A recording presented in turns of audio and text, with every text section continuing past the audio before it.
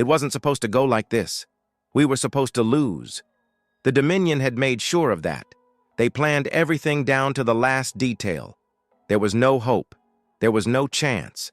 There was no way we could fight back against an empire that had devoured 1,000,000 worlds. I remember staring up at the sky, watching their ships blot out the stars. I remember the cold dread that gripped me when I realized there was nowhere to hide, nowhere to run, nowhere to escape to.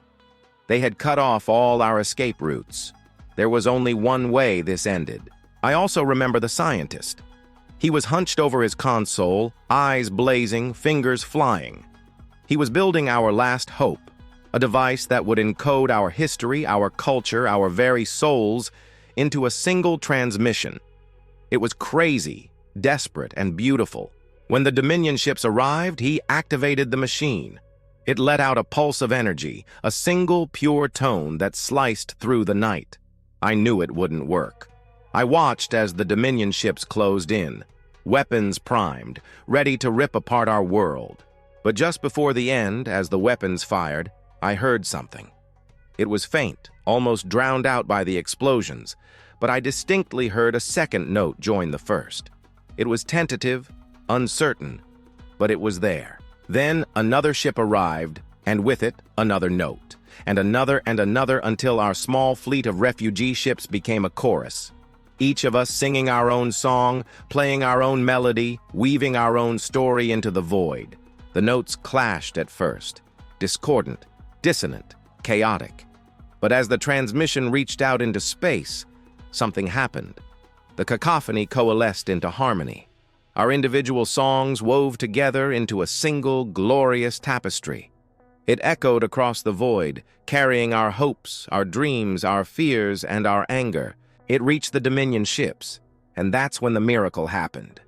The weapons faltered. The ships shuddered. For a moment, the music overwhelmed them.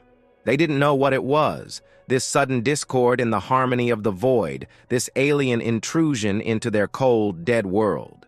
They responded with a blast of energy, a hammer blow meant to shatter our fragile hope. But when the music returned, stronger, more resonant than ever, the Dominion faltered. Their weapons fell silent. Then something incredible happened. One of the ships, a scout perhaps, detached itself from the others. Slowly, hesitantly, it began to respond to our call. It sent out a single note, tentative, uncertain, like a question. Then another ship arrived, drawn by the music, and with it, 2 more notes, answering the first. Then 3 and 4 and 5. Before long, dozens of Dominion ships were singing with us, their cold, dead voices blending with ours to create a sound that echoed across the galaxy. For a moment, I felt a surge of hope. Maybe this was our chance, our opportunity to reach out to them, to show them that we were more than just a primitive species clinging to life. Maybe we could teach them something about the beauty of creation, the wonder of existence, the joy of being alive. But then their true nature revealed itself. As one, the Dominion ships attacked. They unleashed their full fury upon us, weapons blazing, intent on total annihilation. I watched in horror as our ships were ripped apart, our beautiful music torn to shreds by their superior firepower. I watched as our people died, their voices silenced, their stories cut short. But even in death, they kept singing. The music echoed across the void, carrying their sacrifice, their bravery, their refusal to be silenced.